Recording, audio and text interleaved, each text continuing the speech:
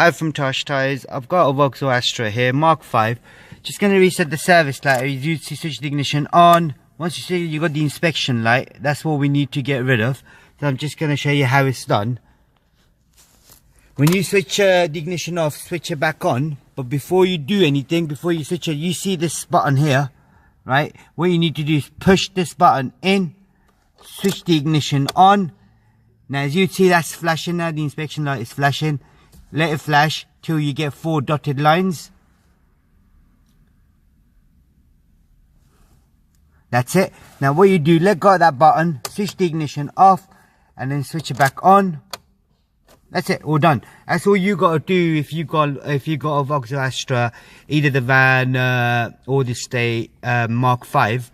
Mark 4 is a pretty similar procedure for Mark 4 as well, and Mark 6 is quite the same as well. If you need any more information, let us know. Thanks for watching our channel. Goodbye.